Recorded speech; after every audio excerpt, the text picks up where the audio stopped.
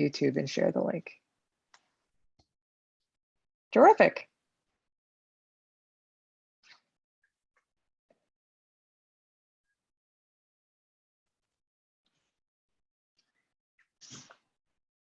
I'll go ahead and welcome everyone this evening. I'm so sorry for all of our technical difficulties. Welcome to our Dinner with the Docs webinar series. We're going to go ahead and begin with a welcome for our very good friend. Up next, Mr. Gwen.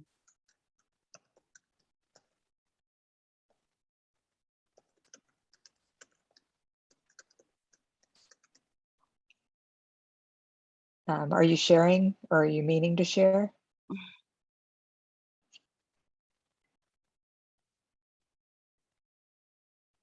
Can you hear?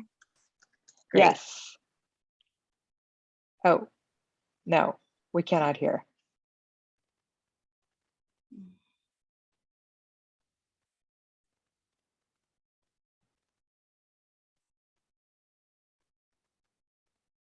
Still can't hear.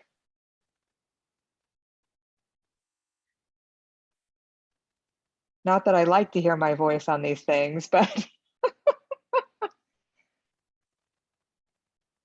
can you hear it on your end? Yes. Because it's kind of funny that your mic isn't picking it up.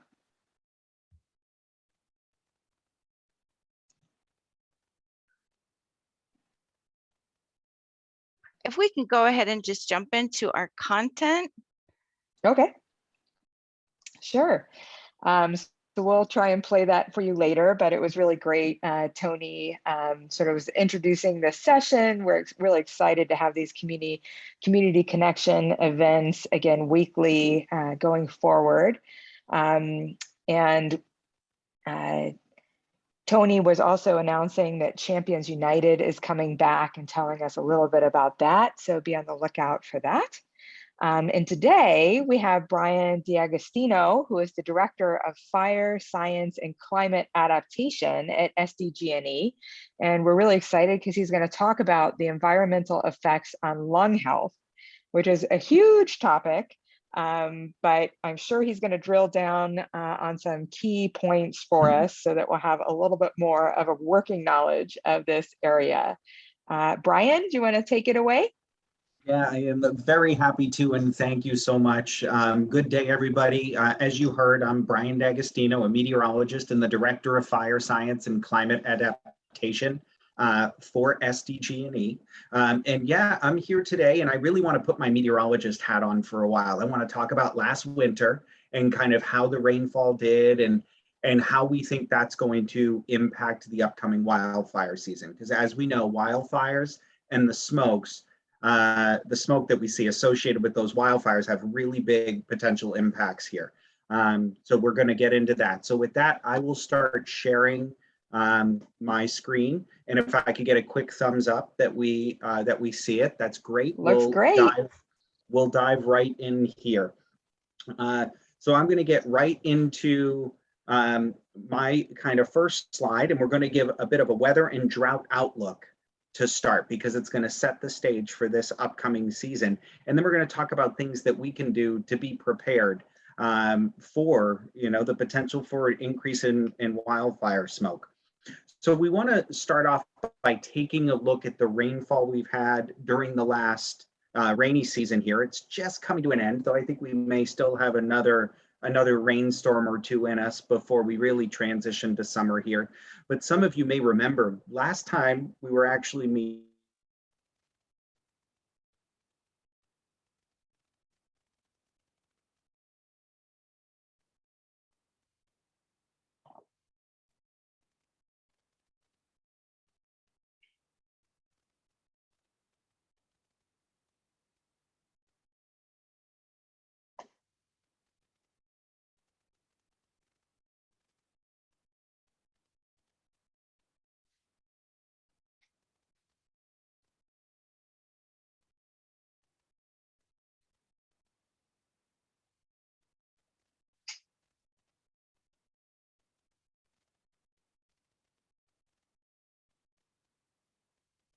Wally, Can you get every unnecessary?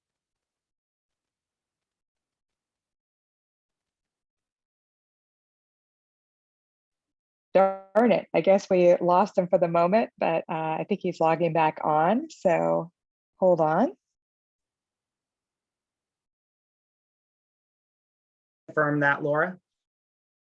Great, he's back, and you might notice behind him that he's a huge Red Sox fan. He has the Fenway Park behind his head because he spent a lot of time in Boston.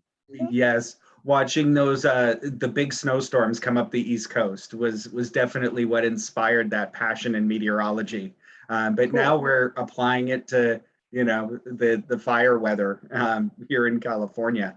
So transitioning now, looking at the impacts that this rainfall in the last season had on our drought. As we know, coming into last year, we had extreme drought. You can see even 88% of California was in extreme or exceptional drought as we ended last summer. After the beneficial rainfall that we did receive in December, we saw significant improvement. But again, it's been so dry to start our 2022 that we're now back to 40% of California has returned to extreme drought.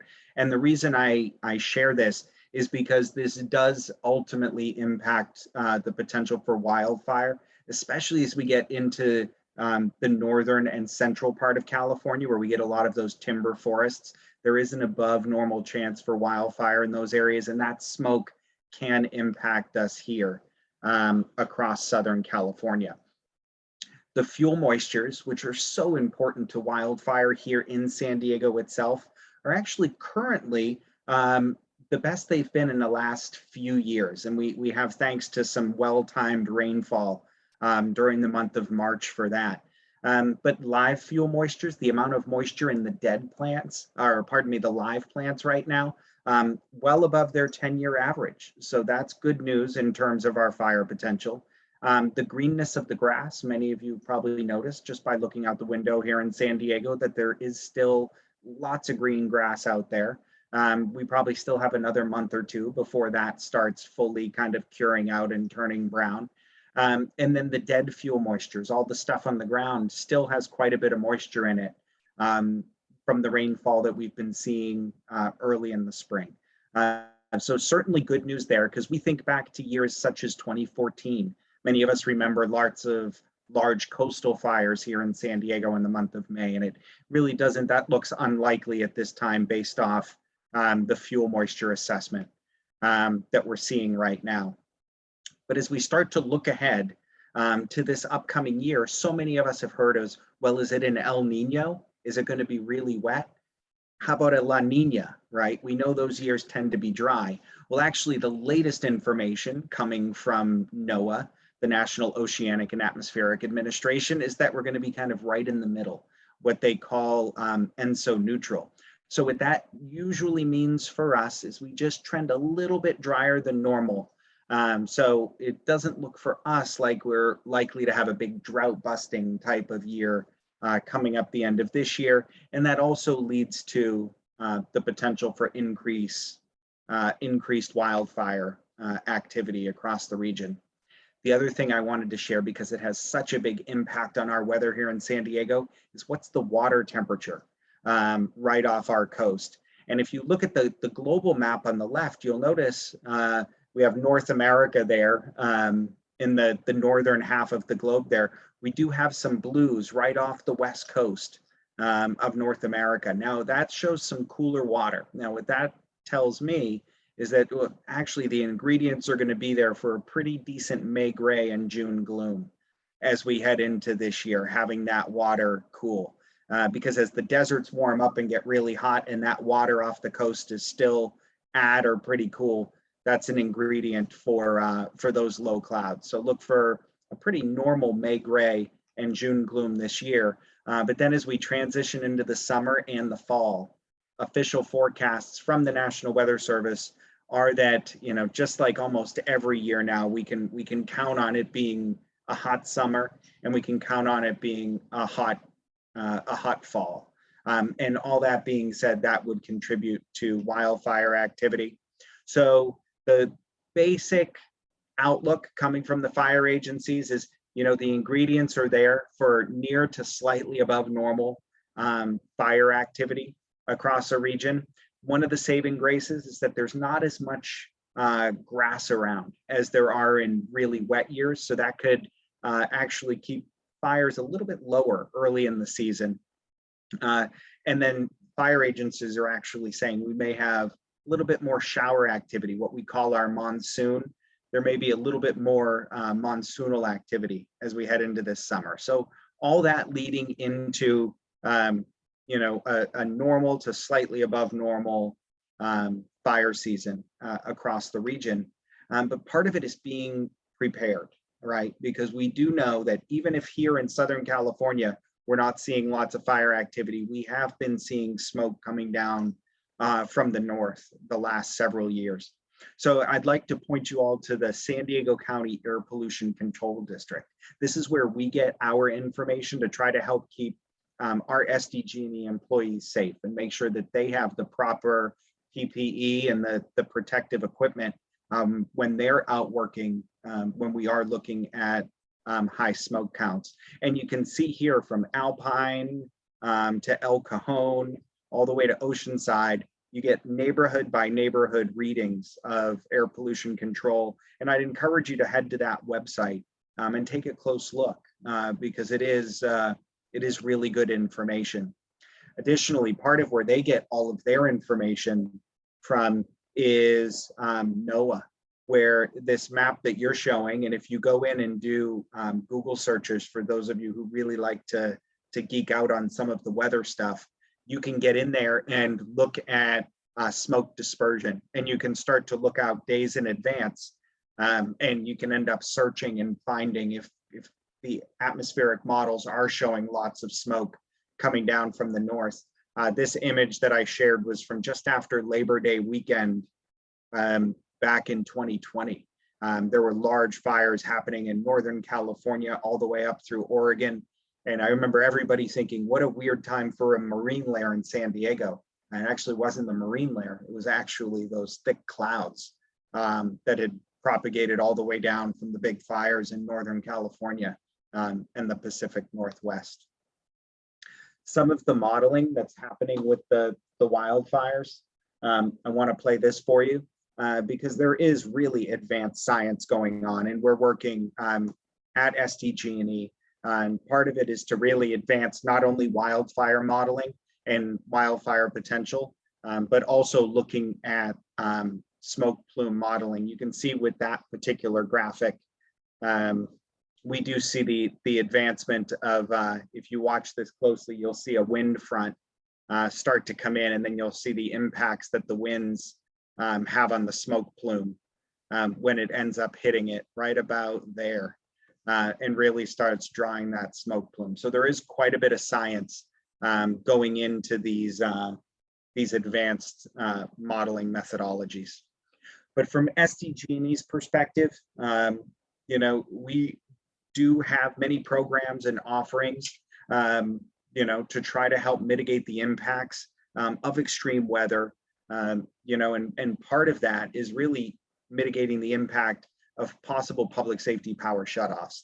So for those of you who are not familiar with public safety power shutoffs, they're a program that we closely monitor all aspects of the electric system all across San Diego, over 220 weather stations monitoring every valley, every mountaintop, and we're really monitoring for dangerous fire weather conditions. And if we get to the point that fire weather conditions become an immediate threat to life and property, we can de-energize power lines for the public safety of the community.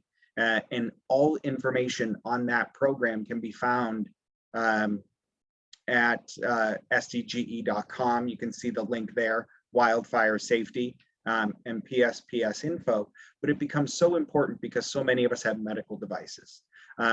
So I'd encourage you, I think the first step is that if there is a medical device that you have that is dependent upon power, I'd encourage you to go, and step one is signing up as a medical baseline customer in our database at SDGE. Now that can prioritize restoration in events. It can qualify you for generator programs where for every one of our medical baseline customers who have ever received a public safety power shutoff, they have been offered a generator, a renewable powered generator to help get them through extreme weather events and try to add to their personal resilience plan for power outages. So I would encourage you to take a look at that.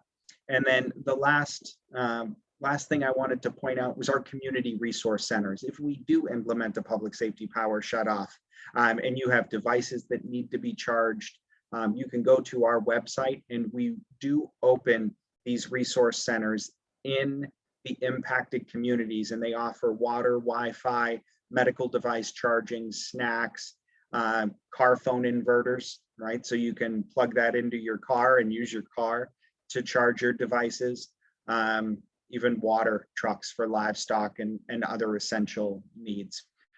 So with that, I look forward to answering any questions that you may have, and really appreciate the opportunity to share some of this, and sorry that my internet kicked me off there briefly at the beginning, but I'm glad I was able to reconnect quickly. I was just trying to give you extra challenges, you know, Right. like the Red Sox, trying to make it harder for you. Yeah, without a doubt, right? That was really cool, very informative, and so nice to see all of the things that are available to people in case of like power outages and everything. And just the wildfire information is fascinating to me because I just don't understand that at all. I do see that we have Dr. Morris and Dr. Tandisera on, so we'll see if they have any questions for you. So feel free to unmute and dive in. Well, unfortunately, this is Tim Morris. I missed part of the talk. I'm sorry, I'm in the intensive care unit, but I'm wondering about if there is a particular danger to urban residents during this season, or is it just something that's more limited to people that are more out into the country areas?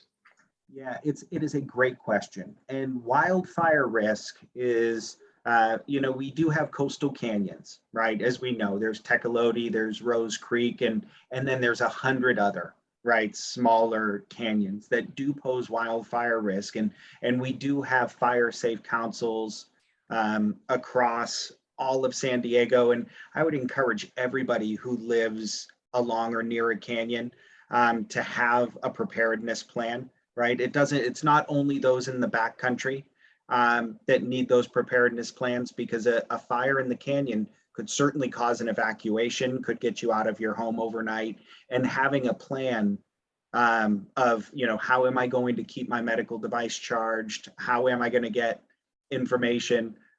Where am I going to meet my family? Who's going to pick up the kids at school? What about the pets that are home, right?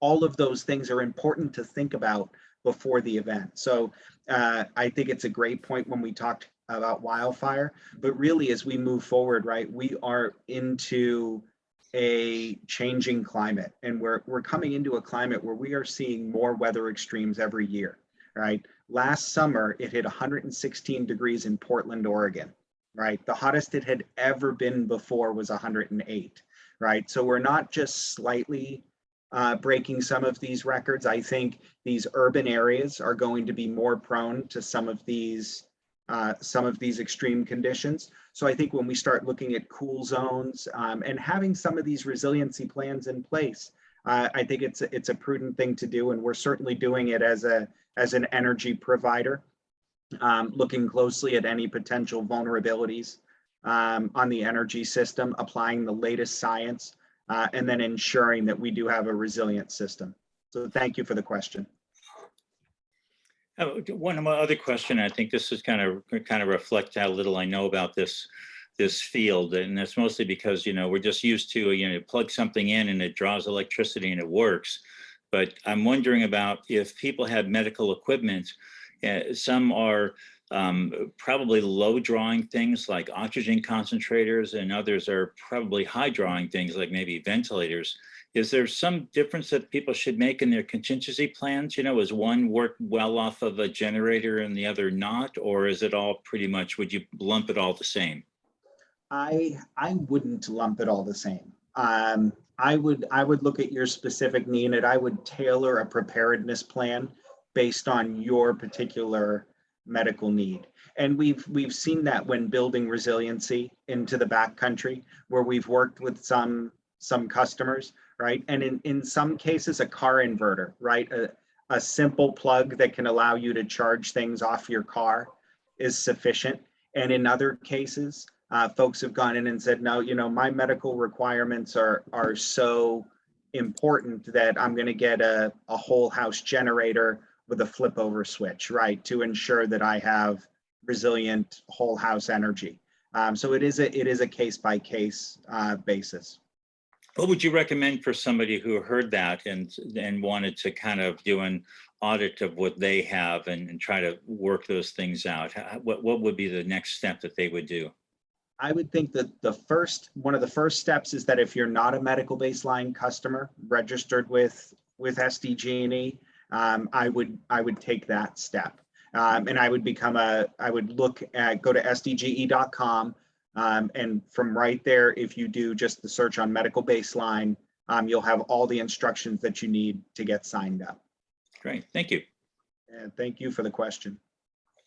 So I was really fascinated by your talk as well, but I have done some token environmental. I've been involved with environmental epidemiology studies, and I'm really fascinated by the fact that you actively monitor the environment, and you know, you mentioned that you actually, there are times when you'll send your workers out with appropriate protective equipment and respirators and all of those things. Are you doing anything formally in terms of either symptom monitoring, lung function monitoring, or anything like that during these heavy exposure times from just a sheer you know, let's see what happens to our employees on a symptomatic basis? No, but it's something I'll certainly pay attention to moving forward. So if we get into an instance where we have localized fire and really high concentrations of pollutants, I think that's something that, I mean, we would even get to the point, and I would speculate that if we started seeing reports of symptoms from our field workers, I'm guessing we would shut down work. Would be my general feeling. I mean, we've shut down work for high fire danger and other instances, but that to me comes across, and it's speculation, right? I mean, right now we do not have a process in place that I'm aware of that we actively shut it down, but we certainly, if we started seeing symptoms coming from our workers in the field, I imagine action would be taken. Yeah, no. And I know that you know, folks like at the Oceanography Institute and things like that, they're very interested in environmental monitoring as a construct. You know, have you worked with any other organizations in terms of just thinking about broad-based, you know, what does this mean, you know, in terms of the whole region or anything like that? I mean, I'm just fascinated by the data and the graphics that you've shown. So I just, you know. Yeah, I appreciate the questions, and you know, we've had the privilege of working very closely with Scripps over the years, and it's, you know, it started off really with their HPREN, their high performance wireless research education network, which spawned out of Scripps Institution of Oceanography. And then through partnerships with UCSD, we now have a mountaintop camera network that we help support that monitors and detects wildfires. You know, and it's a real great example of kind of an AI application to help keep our region safe.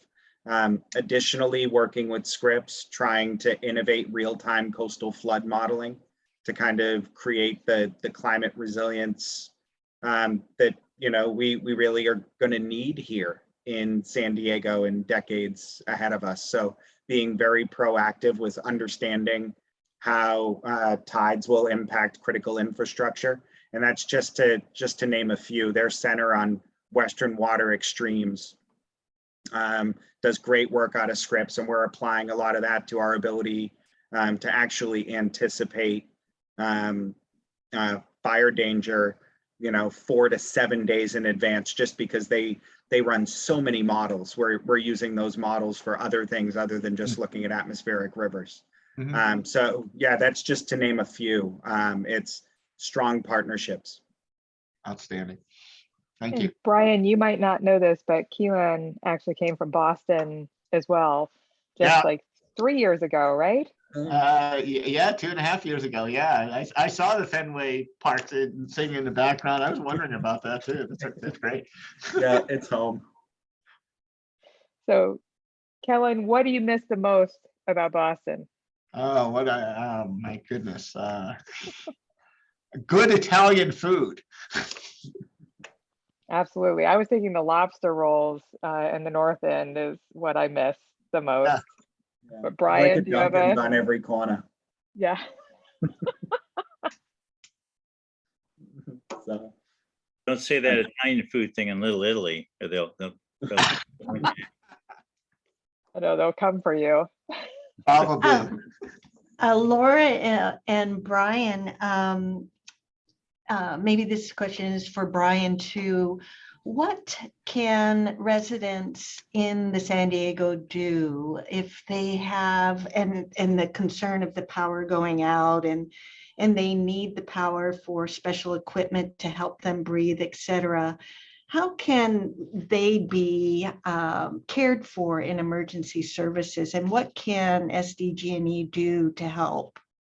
Yeah, so we established close partnerships with 211 San Diego, and it can offer everything from temporary generators to hotel stays. So if somebody who's tuning in and watching this does find themselves in that position, that would be my recommendation. Call 211 San Diego, explain the situation, and then we do have partnerships with them to try to serve our community. Wonderful. And are you forewarning a little bit about more threats to our lung health because of the wildfires and the temperatures and the doctors that are on, Laura and Tim and Keelan? What can we do to protect our lung health during these extreme conditions? I know from the wildfire perspective, when that raises the number of particulates in the air, that for our asthmatics in particular, we'll have them follow the trends of the air quality each day, and actually recommend that they stay inside when the air quality is like extremely bad, just because there is that direct connection between exposure to particulate matter, as well as, carbon monoxide and those type of things. Kellen, I didn't know if you wanted to comment from the pediatric side, if you give specific advice to parents about when to keep kids inside. Do you ever advise like wearing masks on like really terrible particulate matter days? Not outside of what the general guidelines that you just provided, Laura. I think it is certainly something that obviously I'm still thinking about wildfires fires in a different context because we didn't have them in Boston. So I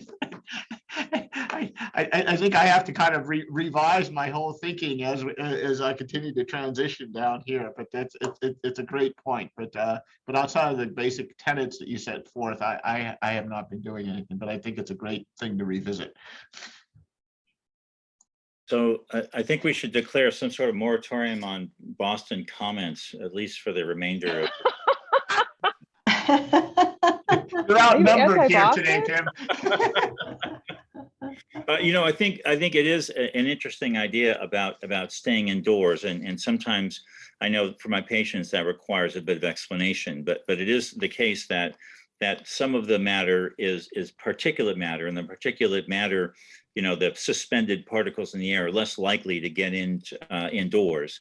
And also the air does stay around indoors, that houses don't have entire air changes with outside. You need to figure, like, even though if your house isn't airtight, it still makes sense that in days of high pollution, the ozone counts and the particulate counts are much lower inside than you are outside, even if you don't have an air filtration system. Yeah, excellent points. And I feel like the data coming out on the impact of these wildfire particulates and ozone on lung health are like pretty dramatic. I'm a tobacco researcher, e-cigarette researcher, but it is really cool to look at all of these inhalants, whether it is we're choosing to inhale them or we have to inhale them because of where we live and like the conditions that we live in. That the impact on lung health is, you know, pretty impressive. I wanted to ask you, Brian, like you've done all this cool stuff, like SDGE is clearly invested in lots of really high-end stuff and really forward-thinking modes. What do you think is the next thing that, you know, SDGE or you really want to do or really think would be the next step to like help and protect the population? Yeah, I think a big part of what we're looking at as an infrastructure provider is really contributing to the overall climate resilience of our region.